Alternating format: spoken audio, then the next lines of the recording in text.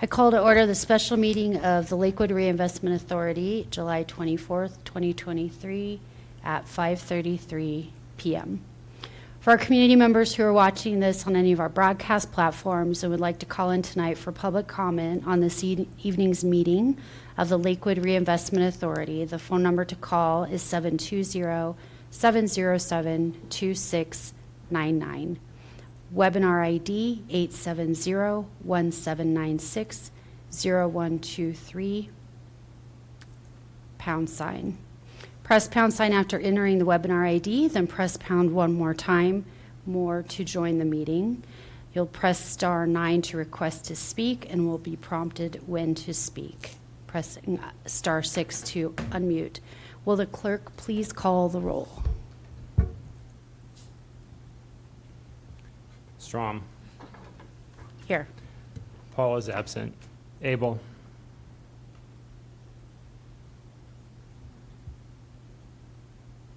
Here. Fairway.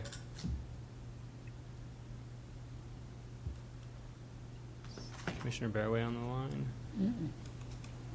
Franks.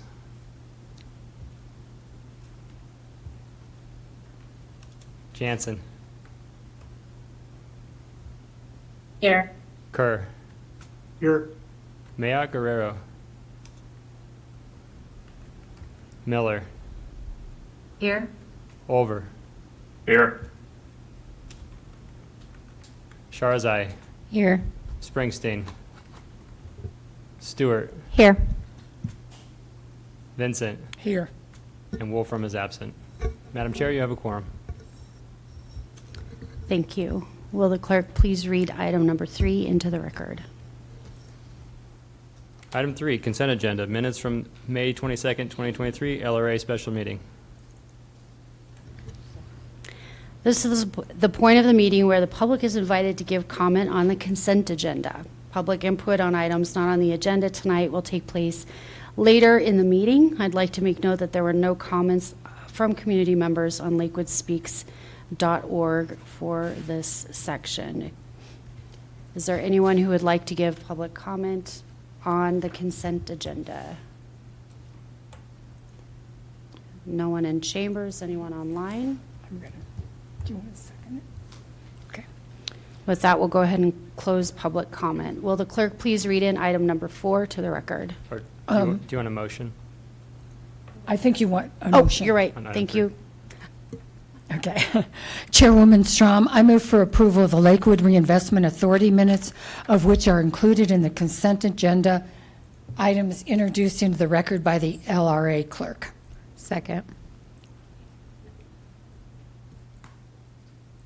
For vote this evening, we'll do vote by roll call. Strom. Aye. Paul is absent. Abel. Aye. Bearway is absent. Frank is absent. Jansen. Aye. Kerr. Aye. Mayock Guerrero is absent. Miller. Aye. Over. Aye. Sharzai. Aye. Springsteen is absent. Stewart. Aye. Vincent. Aye. Wolfram is absent. That passes 9-0 with 5 absent. Thank you. Will the clerk now please read item number 4 onto the record? Item 4, Resolution LRA-2023-11, approving a resolution amending the Lakewood Reinvestment Authority bylaws allowing electronic attendance by board members and recognizing additional members of the board. This will be the meeting where public is invited to give comment on Resolution LRA 2023-11. I'd like to make note, again, there are no comments from community members on this topic for lakewoodspeaks.org. If you wish to give comment on the Resolution LRA 2023-11, there's a 3-minute time limit. I will ring the bell when there are 30 seconds left. We'll ring the bell one more time when the time is up, asking you to please then wrap up your comments. When your name is called, please give your name and your address or ward, and we will begin your time. Is there any public comment? All right, with that, we'll go ahead and close public comment. May I have a motion? Chairwoman Strom, I move for the adoption of Resolution LRA 2023-11. Second. I will note that there is no staff presentation on this topic on Lakewood Speaks, and we do have Mr. Robert Smith here available for questions. Are there any questions or discussions from the board?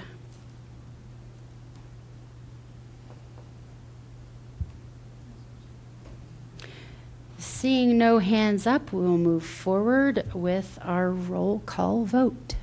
Strom. Aye. Paul is absent. Abel. Aye. Fairway is absent. Frank is absent. Jansen. Aye. Kerr. Aye. Mia Guerrero is absent. Miller. Aye. Olver. Oops. Aye. Charzai. Aye. Springsteen is absent. Stewart. Aye. Vincent. Aye. Wolfram is absent. That passes 9-0 with 6 absent. And that was the correct count for the minutes as well.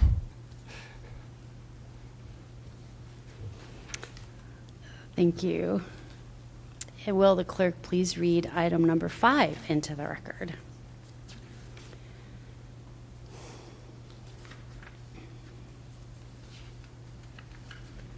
Item 5, Resolution LRA-2023-12, approving a supplemental appropriation to the LRA's 2023 budget in the amount of $1.4 million and correcting an omission error in the approved budget.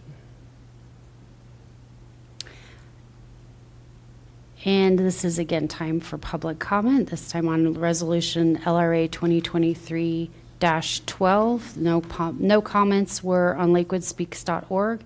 If you wish to comment on LRA Resolution 2023-12, please press *9 to request to speak, and you will be prompted when to do so. No one in chambers, and we have no one online, so I'll go ahead and close public comment. May I have a motion? Chairwoman Strom, I move for adoption of Resolution LRA 2023-12. Second. I will note again, we have no staff presentation on this topic on Lakewood Speaks, but we do have Mr. Robert Smith, LRA Executive Director, available to answer questions. Are there any questions or discussion from the board?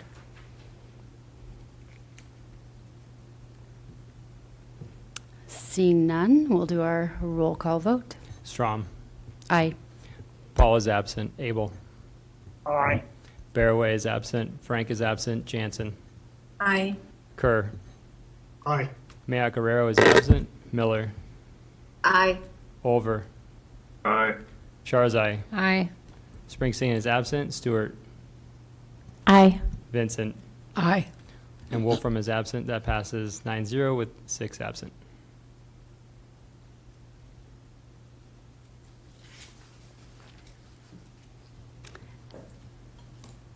And when you're ready, if you'll read item 6 into the record. Item 6, presentation, forming new urban renewal project areas.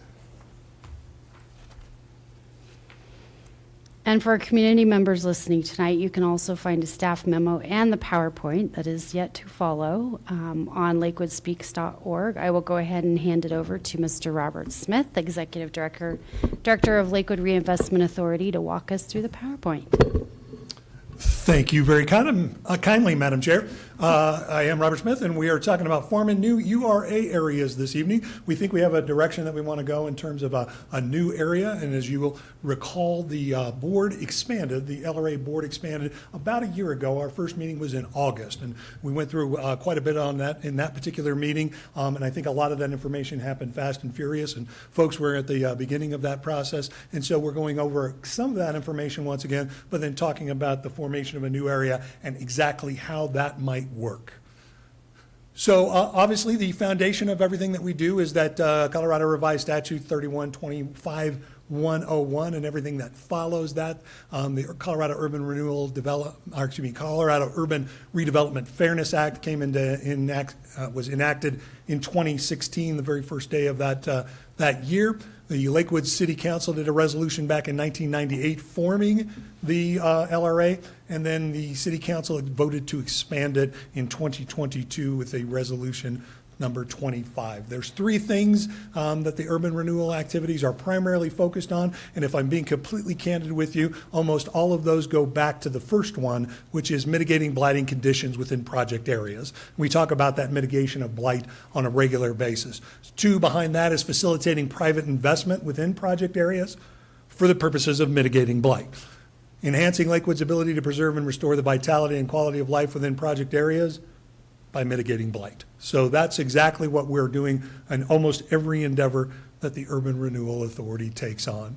So there's two bodies involved here, and sometimes it gets a little confusing because the City Council is a member of the City Council. Our members are of City Council, and then City Council are also members of the Urban Renewal Authority. So kind of get a distinction between the two here. The City Council has 11 seats, and the City Council designates blighted urban renewal areas. They're called projects or project areas. So for example, the Colfax area has about 700 properties in it, but that whole area is called a project. When we purchased the Blue Sky Motel, as we're intending to do this Friday, closing on it this Friday, that's an activity or an undertaking within the project. The City Council also approves urban renewal project plans. We've done that 4 times previously in our history. You see the 4 areas there: Colfax and Wadsworth, Alameda 1, Alameda 2, and the West Colfax corridor. The LRA Board of Commissioners is 15 seats, so it includes all of the City Council, all 11 members there, and then 4 additional members, one from the county, one from the school district, one from the special districts, and then a person that is appointed by the mayor from the community at large. So the LRA Board of Commissioners, they oversee the implementation of the urban renewal project plans for each project area. So it's easy to think the designation with the City Council's hands, implementation in the LRA Commission's hands. Overseeing tasks that are called activities or undertakings is what the LRA Board of Commissioners does. You do so through approving resolutions. That's how the LRA Board acts. We don't pass ordinances. We don't have that access. So the way we do things is through resolutions. You approve an annual budget. That process goes from August to October of each year. Just so you have it in front of you, we will be doing the LRA study session for the budget for 2024 and revised 2023. September 18th will be that study session. And then the approval of the budget for 2024 and the revised 2023 budget will happen on the 23rd of October. And then we have to submit that approved budget to the Department of Local Affairs at the state. That's who monitors our budgets and makes sure that we're taking on all of the things we're supposed to do. The powers of an urban renewal authority: we can sue and be sued. I hope we don't use that power anytime soon, either direction, but that's something that we can do. We can negotiate. We can enter into contracts and take other actions required for urban renewal. So when we entered into a contract to purchase the Chalet Motel on Alameda, that was an LRA action, and we did so through a resolution. We can help develop appropriate regulations for buildings and land use. That's not something that this LRA has taken on historically, but we certainly could take that on in the future in terms of things that would like to make recommendations for the city of Lakewood to perhaps take on different kinds of regulations for buildings and land use to help mitigate blight once again. We can survey and study blighted areas. In other words, the LRA can commission a blight study. The city can commission a blight study as well. And just so you know, private property owners can also commission blight studies, and that can happen. Generally, it doesn't happen with a lot of property. So as I mentioned, Colfax has about 700. The Sheridan corridor, I'll kind of give a little spoiler alert. The Sheridan corridor we're going to be talking about in a moment has about 275, 280 properties potentially in there. It's unlikely that they would get together. But going back in time, back to 2000, if the Belmar folks, the folks that own Belmar Continuum properties, who owned all of those properties at the same time, they could have brought forward a blight study. That's not what happened in that case, but they could have if they wanted to. We can borrow and invest funds. Obviously, we've invested funds into the 2 projects, the motel projects that I've talked about before. We can condemn property if it's authorized by City Council. It's a very rare thing to do. In fact, I believe it's only happened twice in the LRA. Both of them were in association with the Villa Italia de Belmar project. It's very rare, it's very difficult, and quite likely you will never have to work with that kind of a decision into the future. We can acquire, manage, and dispose of property.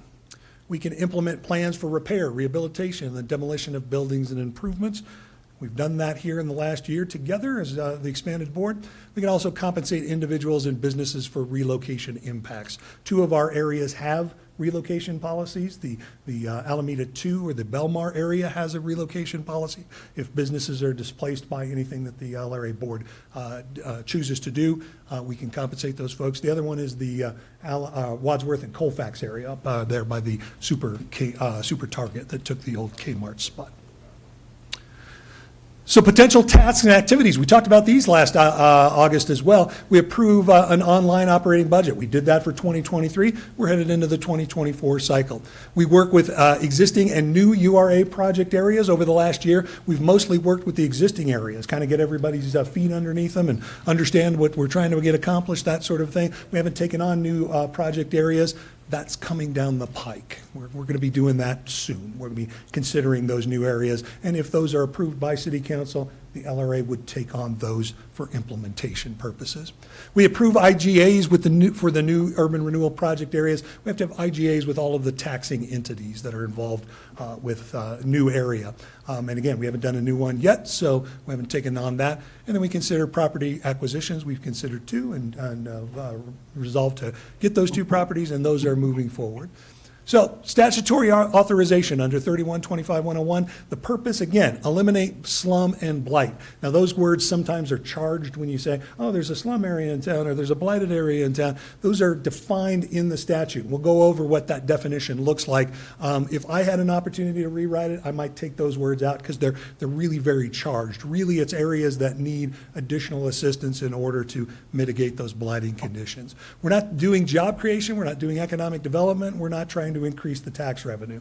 However, when you eliminate slum and blight, most of the time what happens is job creation, economic development, and an increase in the tax revenue. That's not what we're trying to get done. That's not our objective. Again, mitigating blight, but one kind of follows the other. So statutory blighting conditions, we've talked about these many times. There are 11 of them there. I'll just read a couple of them. Environmental contamination of buildings and property, buildings that are unsafe and unhealthy for people to live and work, unsafe or unsanitary conditions. Those are all part of the 11 in there, just so you're aware that in the statute, these are the 11, kind of the headline in there. There's also sub-definitions down below. How do you actually see that there's a faulty lot layout in relation to size and that sort of thing? That's in there. And so as condition surveys come forward and consultants are doing this analysis, in that analysis, you'll see those subcategories in there. And my intent is to send out to all the commissioners a sheet that indicates all 11 of these, plus the subcategories that help define those 11. So as you get condition surveys coming forward to the City Council, you'll know exactly how that consultant did that sign. So forming an urban renewal project area, it starts off with kind of informal talk with property owners. We've been in that process for quite some time along the Sheridan corridor. We've talked with many of the major property holders out there, and we have a conversation that honestly is not much different than what we're talking about tonight. I wind up talking with folks and telling them about urban renewal and what we're trying to accomplish and the ins and outs of it and why it might be beneficial for their property or some of the potential drawbacks that others think are involved with that. And we just have a conversation so that when we get to that point of talking about designating an area, those folks that are familiar with it and maybe in favor of it would come forward and be able to say, hey, I understand how this would work to help with our property. You can informally observe areas of the city. I mean, we've driven around. You see it. You say to yourself, I wonder if those properties in that general direction have any of those 11 characteristics of blight. And most of the time you're able to say, yeah, it's likely that they do, probably do, maybe do. And so then you wind up identifying an area to formally study. And we'll talk about that studying in just a moment here. So forming an urban renewal area. I thought I would put up on the screen a map of Lakewood where our current 4 areas are. And you see them down there in the corner. There's Alameda 1, Alameda 2, Colfax, and Wads, and then the Colfax corridor. And you see them outlined in different colors on that map. We're going to highlight them in just a moment and talk about those individual areas. But those are the 4 that exist today. Alameda 1, the increment capture ends in 2023. We've talked about that previously. Property taxes are collected a year in arrears. So we'll receive those property taxes on the increment, not on the base, on the increment in 2024, and we'll finish up that area, kind of spin down the increment capture period. However, that area continues on, and we'll still be doing projects there. For example, the former Chalet Motel, we'll still be in the process of demolishing those structures as the LRA had authorized. And then we will put that blank canvas, if you will, back out on the market, and the LRA board will consider proposals for that property. Even though we're not collecting that increment still, that activity, that undertaking still will take place past that 25 years. The Alameda Bid Grants Program, they have put that together, and so the Alameda Bid is out there working with the grant that the LRA board so generously authorized. They're doing basically 25,000 blight mitigation grants for property owners out there with a 5% match. So if you're a property owner or business owner in the Alameda corridor and you put in $1,250, you can get a $25,000 grant to mitigate blighting conditions within your property. And that was a program that was put into place by this LRA commission. The revolving loan fund is still evolving, but the idea is that we wind up with low-cost loans or loans that are convertible to grant, again, to mitigate blighting conditions in the corridor. And we'll be talking about that a little bit more. That program's a little bit more complex and still being formed in there, but we will be talking about that for Alameda 1. Alameda 2, and you can see it on the map there, kind of outlined in that golden halo. That is Belmar. That increment capture ends in 2025, and again, we'll wind up collecting those property taxes the year after that in 2026. And what we'll do is we'll complete the increment capture there and finish off that particular area. As you may well know, Belmar has a lot of reimbursement costs, and so we haven't been really expending other funds other than reimbursing the cost of turning the Villa Italia Mall into Belmar. The next area on there is that Colfax and Watts. It was formerly a Kmart center, very dilapidated and rundown Kmart center, and became a new Walmart supercenter, as well as there is a grassy sort of almost a park-like structure around the creek up there on that particular property. And all of those were things that we invested, and we'll complete that undertaking in 2024. And essentially, there's not a new project to be working on there. Those dollars are going to pay back for the improvements that were done mostly with the drainage area in that project. And the Colfax corridor, that's the big one that you see at the top of the map in that yellow glow. That increment capture ends in 2023. And again, we collect those into arrears. So 2031, we'll be collecting the 2030 increment. The station betterment project is one that's on there. We borrowed money. We got a loan to improve both the Oak Street station, which is obviously at Oak Street and just a little south of Colfax with the W line, and then the Wadsworth station. So a lot of the artwork that you see out there and the fact that generally kind of uplifting sort of things that are happening in there, RTD would have done a pretty vanilla sort of a project. The LRA decided to borrow some money and put that into process there. The former Blue Sky Motel, we will be closing on that, or intending to close on it this upcoming Friday, the 28th. And you've authorized the demolition of that property, and quite frankly, I don't think it can happen a moment too soon. So it's a very difficult and challenging property. I know there were some LRA commissioners that were concerned about, we authorized about a $700,000 budget to demolish both the chalet up on Alameda 1 and the former Blue Sky. I'm happy to report to you that the bids for that process were well below that $700,000. So we may not be expending all of those funds in order to demolish those structures in there. There's a potential Westland redevelopment project. As many of you know, the former Westland Shopping Center was the former Westland Mall. We've got an empty former Kmart store out there, and Sears store out there, and a Sears Auto Center that everyone knows is not going to be repurposed. In other words, we're not going to adaptively reuse those buildings. Those buildings will come down. And so maybe that's a candidate for one of those vacant loan sorts of things that we did on 10th and Sheridan out of the urban, or not out of the urban renewal, but out of the economic development thing. So maybe that's one in there. We're working with those folks out at Westland to try to find a good place where the LRA can insert themselves and make that project go better than the way it would go if we didn't insert ourselves. And then potential property acquisition. I'll point out there are 8 motels between Wadsworth and Sims. those are motels that don't fit that model. And we talked about how you just can't generate enough revenue doing the old sort of model that was developed in the 50s and 60s.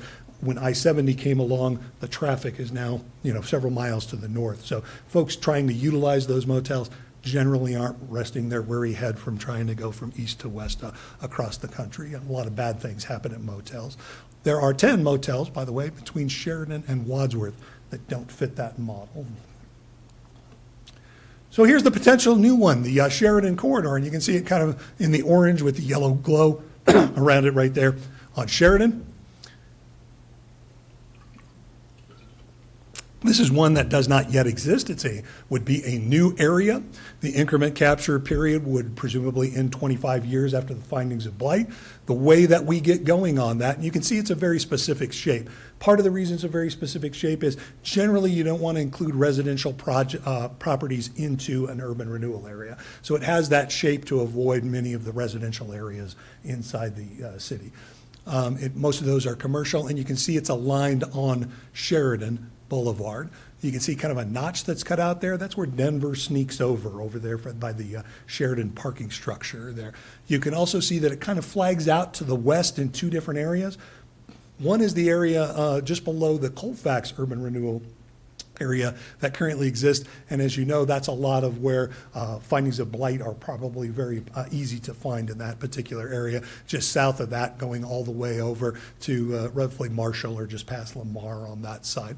If you go south along Sheridan, you see a lot of those properties in there, and most folks are familiar with some of those properties, and then that kind of industrial area that hugs the north end of 6th Avenue over there, kind of a rough area of town. So we got a little bit of a flag that goes out to the west in there. And then we head on down south to Sheridan, essentially hugging that Sheridan Boulevard. And it kind of comes up to Dyna Electric, which is one of our largest employers in the city of Lakewood. And we've talked to them about kind of the advantages or disadvantages of being involved in an urban renewal area.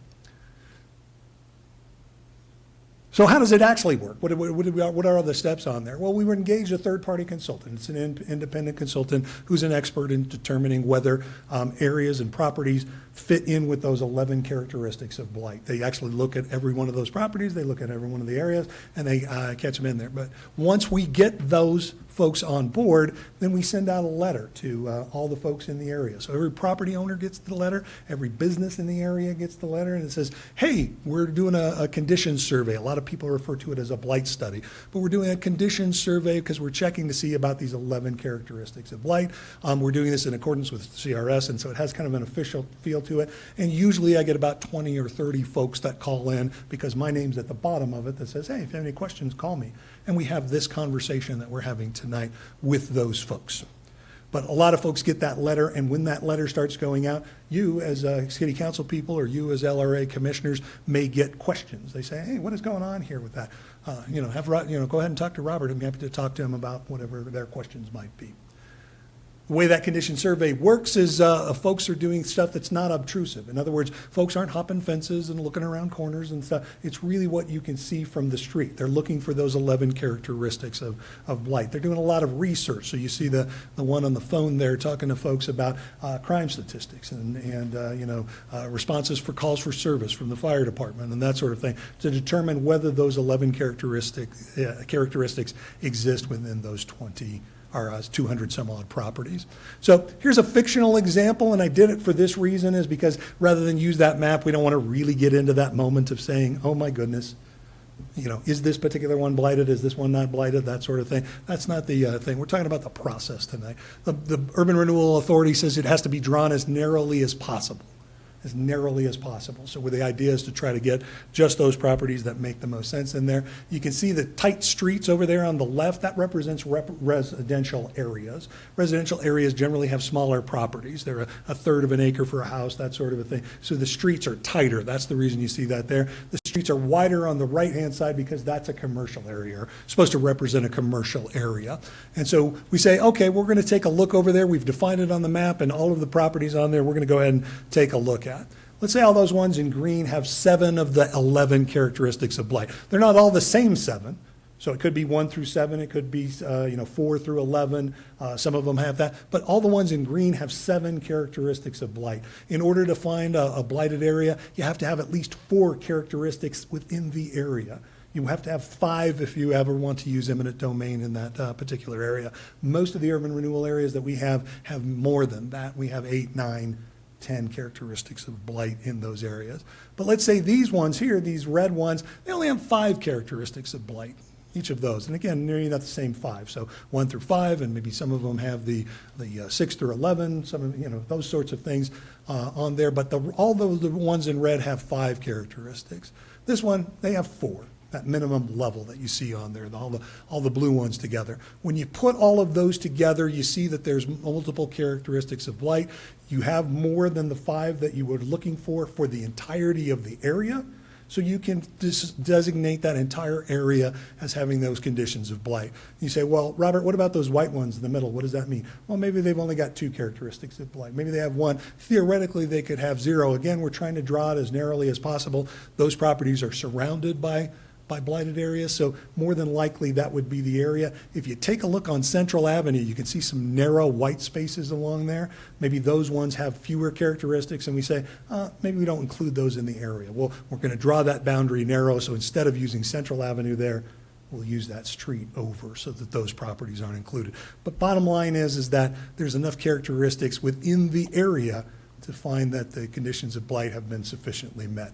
What about property values? Well, what happens to the value of a property if it's designated within an urban renewal area? There's no studies that have ever shown a reduction in value because value is done on an appraised basis, and the appraised basis is done on comparables, generally speaking, or income producing properties. And neither, you can't take in the fact that it's in an urban renewal area because you can't take in the fact that it's in an urban renewal area to affect the appraised value of the property. It has to be done on that comparable. So it doesn't really come in there. So the designation of blight often indicates there's an intention of a governing body to do something about blight in that area, to take on those efforts. And sometimes it increases the perception of that particular area. Now, again, I mentioned this before, and I'll mention it again. When new URAs are formed, we'll be putting together intergovernmental agreements with the taxing entity regarding the blight mitigation efforts in the new area. So we have already reached out to our friends over at the school district. We've already reached out to the county. We've reached out to the fire district. We've reached out to some of the water districts that are in this particular area. And we said, hey, we'd like to start that process. Let's talk about what's important to include in that IGA so that we get it right, so that we get it to happen in there. Generally speaking, those don't happen. They don't get approved until after you've got an approved urban renewal development plan. So when the blight designation happens and the urban renewal plan comes in there, that's when we put the icing on that IGA with those other folks. And by statute, we've got 120 days to get that done so that we've got those IGAs in place. But we wanted to start that process early. So we've been talking with these folks about different areas of town, and one of those areas has been that Sheridan corridor. Historically, those, as I mentioned, that urban renewal plan and the designation happen in the exact same resolution. And if anyone has an interest, I'm happy to send them a copy of these resolutions that happened for all of the 4 existing areas. And you can read exactly how the designation of blight was approved at the same time that the urban renewal development plan was approved at the same time. And I'm happy to send those documents to anybody who would like to take a look at those if you would like to. So I'm going to take one more step back because I want to talk just a little bit about increment and base and how do we get those dollars in that new urban renewal area. Property valuation, they're basically made up of 2 things. Many of you know this, but I'm going to kind of go through this process. That brown strip represents a cross-section of a piece of property, and that's the dirt or the land. A lot of times we refer to it as the dirt, but the land has a certain value in there. When you improve that dirt by putting pipes in there, making it so water transports there, all of those values also account into the project. So things below the surface are also part of the value of properties. Mostly when people talk about improvements, it's things that are above the property. And while it can include parking lots and landscaping and those kinds of things, most of the time we're talking about buildings. So the buildings are involved with it. So the value of a piece of property is the value of the land and the value of the improvements. That's how you get to the value of that piece of land. So at the time a new area is formed, all of the value that already exists there, the value that's happening on the day before the urban renewal area is established, that is the land and the improvement value of all the properties in there, that becomes the base. And that base is the amount of dollars value that we're moving against. So as we improve it, the improvement is what becomes the increment. Sometimes kind of hard to wrap your hands around that one because you want to generally say, well, if we put a new building on it, all of that building becomes part of the increment. And that's just not quite true. It's any of the value increase of that property. So if we tore down an old building, put up a new building, the old value of the old building gets subtracted from the value of the new building, and that's how we get to the increment, because that value that was there is still in the base. The improvement value, not the market rise of the properties after the URA designation, is known as the increment. And that increment is where we wind up collecting those or capturing those taxes on the increment, and that's what fuels the financial abilities of the urban renewal area. So both the value of the base and the increment, they increase and they decrease with the market over time. So in other words, the value of property, because generally prices go up, the value of that property goes up, that base property goes up, the increment value goes up, but they don't stay frozen in time. So it's not the frozen part there. And that's one of the myths that comes about fairly frequently. It's a myth that the taxes in the base are frozen. And in truth, they grow in the market values of the base. So sometimes people say, well, we're still getting the tax base that we got from 20 years ago. That's not the case, because the value of the base has gone up. Another myth that we get oftentimes is that property owners pay zero taxes. They pay zero taxes. You get in an urban renewal area, you got it good. You don't have to pay property taxes anymore. That's not the case whatsoever. You still have to pay property taxes. Taxing entities receive $0 or the property values go to zero. Neither of those things happen. That's all myth. That's all just not true. So it simply doesn't work like that. So hypothetical base and increment, this is how we get to those dollars, and time is our friend in this case. So you see along the left side of that chart just millions, and again, this is hypothetical, and then you see years across the bottom. So that little yellow square in that lower left-hand corner represents about $1 million in value. That's the base that we're going to be talking about. All the way up to day zero, so then day one, after we designate, that's when we can start counting the increment. But all the way up there, that's the base. No matter what happens, all of the taxing entities get those dollars. Over the base dollars are always going to those entities. So in year one, we build something. We create increment. The Urban Renewal Authority does something to add value to the total of the area. That's that blue triangle that you see over there. So now the value is the base plus the increment. The total value of both those, base and increment, is a little over $2 million. We're headed towards that $3 million. We go another year, we do a few more improvements, we get a little better. You can see how the yellow is rising with the general rise in prices over time. So then in year three, we add a little bit more. Year five, we get to this sort of thing. Now you're starting to see that blue block that's coming in there. That's an amount that's somewhat predictable. And we can use that increment to do some sort of financing mechanism. So we can borrow money against that in order to accomplish something. That's how we got the station betterment program. We said, we're going to borrow money, and then we're going to pay it back with the increment. They said, oh, really, what does that increment look like? We started talking about what that blue might look like. You can bond against that. In other words, you can go out and sell bonds against that and then pay back the bonds with that increment over time. You can see it increases over time. There's year 10, there's year 15. You start to see that big block of blue that starts to become a substantial amount of money in order to mitigate blight. We're going up to year 20, and you can kind of see that increase. We get all the way to year 25. Statute says we get 25 years of increment capture for the project. So then what happens on year 26? What happens after that? So in this case, Alameda 1 ends this year in 2023. We still collect those dollars in there, but we stop collecting there. What happens to the other sales or the other taxing entities?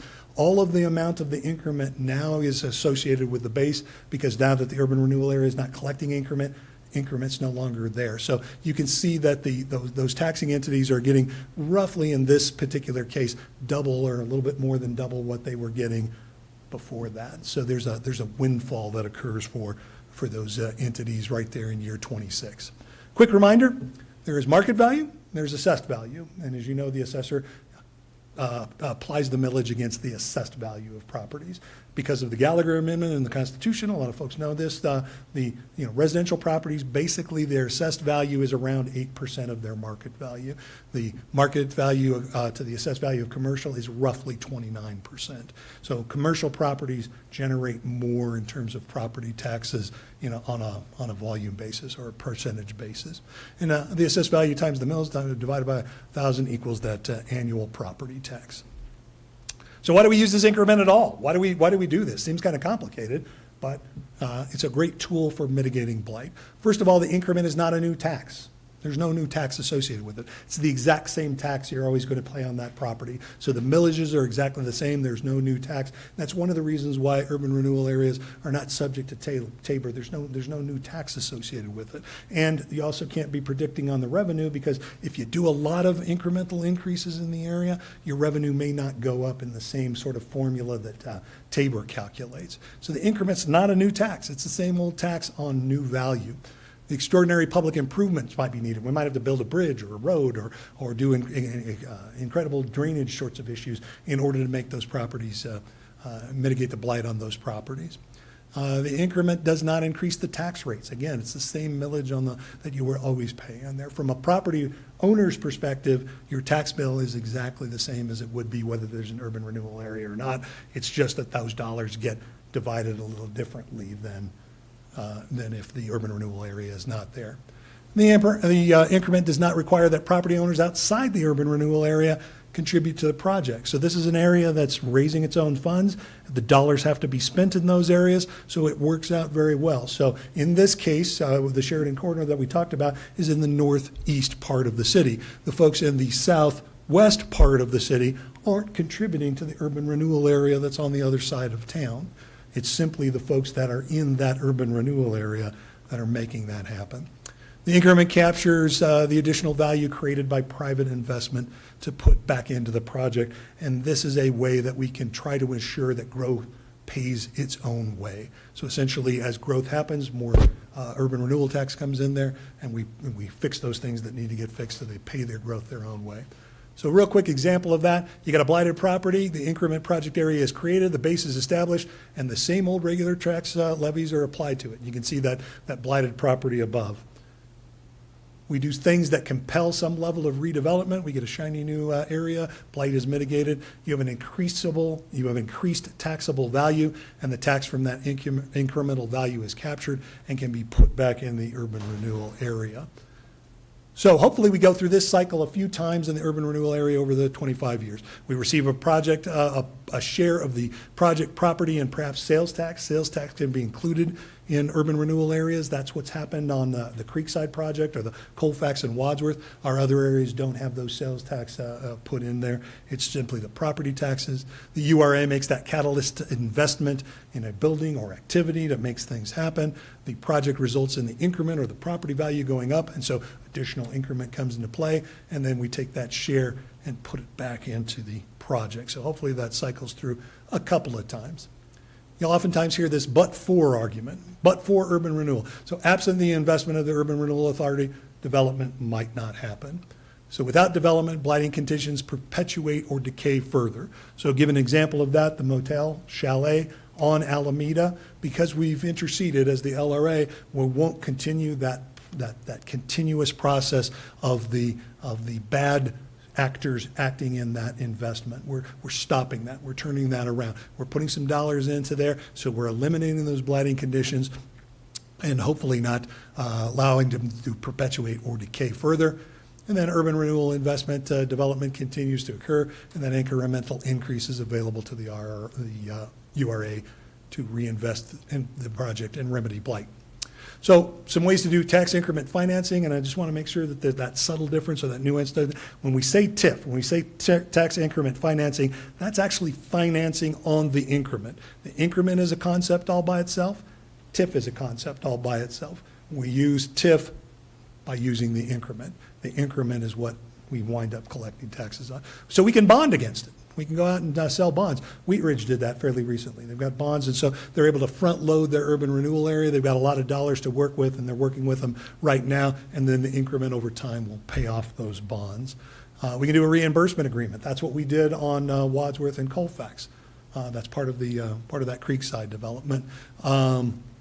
It's also the things that we're using in Belmar, or many of the things in Belmar. Other methods, we can borrow money was for one of the things. That's what we did here. We've refinanced that loan twice, by the way, and saved tens of thousands of dollars in interest over the years because rates went down during that period of time. We were able to get a little better deal on those loan dollars.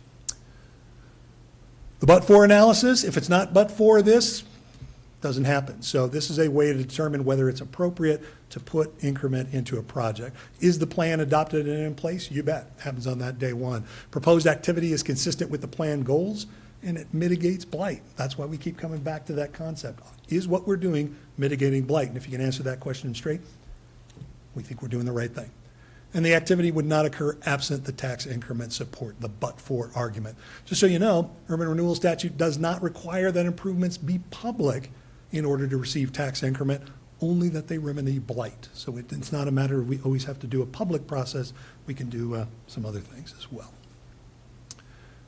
There's the gap analysis. This comes in a lot of folks. When I talk with folks about redevelopment, there is a light that goes on somewhere in there. If you have to purchase a property with a building you don't want, you have to buy that building. That costs you money to buy that building. Then if you're going to demolish it, it costs you money to demolish that building and haul it off. So when you start your project, your new project, you've got a deficit. You're in the hole already on that project. If that hole is too deep to get out of on that side, that's a great place where urban renewal can help fill in that gap.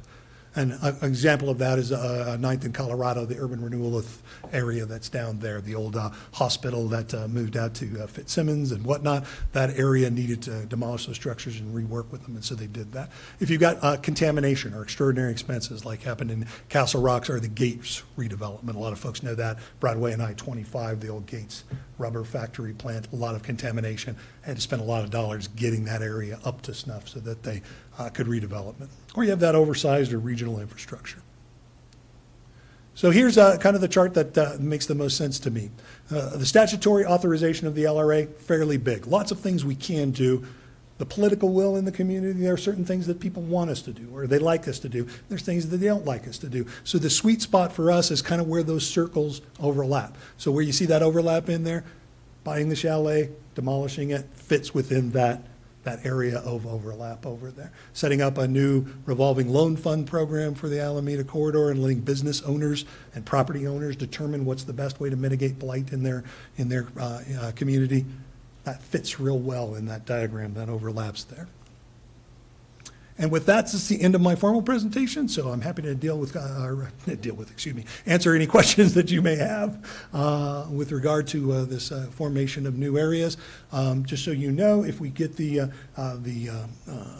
condition survey underway for that Sheridan corridor, the results of that probably aren't back for about 3 months, 4 months, something like that. So we would be looking at something towards the tail end of this year or the beginning of next year, in terms of the council determining whether this was a blighted area in conjunction with that independent report. And with that, I will set down the clicker. I think Thank you you. can turn it off if you'd like to, Mr. Rob. Thank you so much.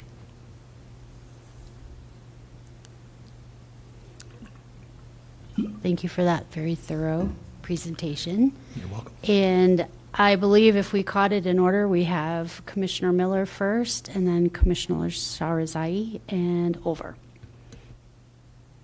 Commissioner Miller. Yes, thank you very much for the presentation and the refresher. Most helpful. One question I do have is from a school district perspective, we have a property in that area closer to the Colfax space, and I'm sure people would be wondering if that could in some way, shape, or form be considered a redevelopment area for Lakewood. And I don't know what your minimum size would need to be, or could you even say that that's a blighted area or not, but there is concern about what's going to happen in that area and what kind of partnerships could be. I've had questions come in about partnering with Lakewood. So it would just be helpful for clarification why it could or could not possibly work to be a blighted area. That's a great question. And essentially, if there is a school district property within the urban renewal area that's established, then that property has all of the advantages and disadvantages of being in that urban renewal area. So yes, there could be, urban renewal gives us a tool to work with, our ability to have some dollars captured in there. And so could that be used to help repurpose that property and that sort of thing? The answer is generally yes. And we've talked with the school district senior leadership about that thing. The two things that they generally are most concerned with are properties within their area and repurposing them if need be. And then the other area is what could potentially be developed, put more pressure on developing more schools and whatnot. How does that work in there? And so those are two areas that can be certainly handled in the IGA with the school district to say, hey, if these conditions exist, this is what we would generally move towards. Short answer is yes, we'd be happy to partner with the school district on any properties that are in the Urban Renewal Authority area. But if they're not within the urban renewal area, and would it be feasible to potentially make that an urban renewal area? I mean, it would have to go through the process that you just talked about, correct? Correct. And that would be a longer process than potentially what some of the neighbors would like. But probably, and in that particular case, it may not be that urban renewal is a good tool for helping repurpose that property. Right. Would the city Right. want to participate in that? The answer is generally we're working on all of those things in our community. Okay. But urban renewal may not be the appropriate tool for that. So does it fit within the area kind of naturally? Yes. Do we kind of go way out and grab that one and kind of stick it in the area over there? Generally speaking, no. got it. Okay, thank you very much. You bet. Commissioner Sarazai. Yes, thank you. I wanted to go back to your fictional community example, and I want to make sure that I understand, we as council have had an opportunity with the blight study that came before us, and it was my understanding that of the 11 characteristics of blight, 7 need to be met in order for it to be determined that it's a blighted property. Is that correct? No, it's actually 5 is the level that we've generally used. And so the things that have come before council in recent years have had to do with the 1427 chapter in our code. And so we use that 5 the same as urban renewal, but they don't have, other than the process is the same, the outcomes are not anywhere the same of those two things. So 5 would be the minimum to be able to do the designation in the area, or that's the one that we would be shooting for. So 7 is not required. Got it. So in the fictional example that you gave, you said some were 7, some were 5. So obviously those meet those requirements. But if a majority of the properties, or even half or close to half, were 4 or less, how does that determine whether or not this, I understand the boundaries are needed to be narrow, but if not every property in that blighted area is determined to meet all 5 or to meet the benchmark of 5, then what happens? You want to form the area as narrowly as possible. And so you say, oh, goodness, what makes the most sense in terms of shaping this area without, going to extreme lengths to try to grab a property or put another property in there. So we might study all 280 of these properties and determine that, it doesn't really make sense for some of them to be in a designated urban renewal area. So the one that would be proposed or come out of that conditions survey might be 150 of those areas, or the half that size, or that sort of thing. And so then that would be the question that's before council. In this 150 area, these are the characteristics. Do you agree that these are blighting conditions that should be sufficient for forming an urban renewal area? Great. I have one more question, but happy to come back. Just wondering, is the cadence of assessing the increased value of the base happen on an annualized basis? Yeah, essentially, it happens every 2 years with the assessor's process, and they develop, the assessed values over the course of every 2 years. So the way the assessor does it is based on the entirety of the properties. So in other words, we don't get a property by property assessment of what the base and the value is. We get it for all 700 properties in the case of Colfax. So we say the area increment went up above its base by this amount for the whole area. Okay, thank you. You bet. Commissioner Olver. Mr. Smith, you've heard this one before from me, but how does something become unblighted? Well, we require another action of council to determine that it's an unblighted area. That, quite frankly, just doesn't happen very often in the state of Colorado. There have been a couple of examples, and we could go get those, but they're fairly obscure because folks don't go back and say, after 25 years, the blighting conditions there, there's not really a process for unblighting it, and so it would be an interesting and challenging sort of a process. I know. And that's why I'm going to have to vote no on this one, because it's just this constant blighting and nonstop blight. And in the future, Lakewood's going to be blighted, all of it. And then you look at something and go, well, that shouldn't have been blighted. That was rebuilt 20 years ago. And so until we figure out a way to unblight some of these properties, I'm going to be voting no on everything that adds more. And I hate to do it that way, but I really believe that we need to unblight some properties, like Belmar for one, for sure. And I do believe it. Blighting something will affect the value of neighboring properties. So I'm going to have to vote no. Sorry. Thank you, Commissioner Olver. And for clarification, there's actually no votes on this tonight. This is just an informational presentation. Commissioner Vincent. Yes, thank you. I just want to make sure, because of the question that was asked, and I know people will be listening to this, and I'll very likely make calls tomorrow. We would not take a school in the middle of a residential area and just blight that school, right? So all the residents around, that's strictly a residential area. No businesses, no warehouses, nothing, would not meet the urban renewal definition. Is that correct? Generally speaking, yes, that's Okay, correct. thank you. Easy. Commissioner Abel.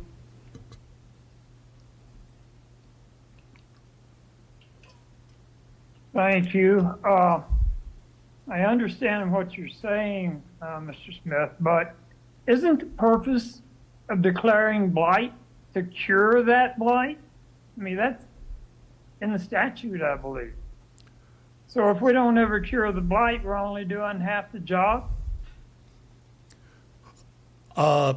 Essentially, I can't really respond to that other than I know what's in the statute, and the statute doesn't really provide for unblighting areas. And so generally speaking in the state, that hasn't happened over the course of The goal is to cure blight.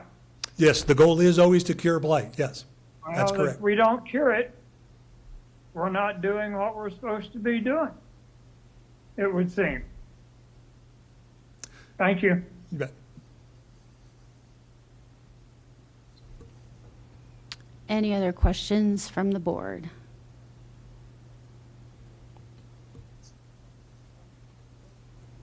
All right, well, we will move on then to our final agenda item for the evening, and that's public input on matters not related to agenda items tonight. We did not have any comments on Lakewood Speaks in this section. Would anyone like to give public comment on items not related to the agenda? And I have none in council chambers. Any online?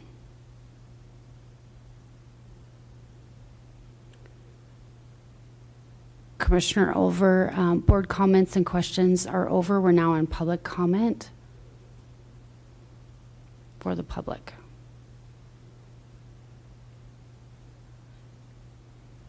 Okay, and seeing no public comment, we will go ahead and adjourn our meeting. We'll see council back at 7 o'clock for a regular council meeting. Thank you.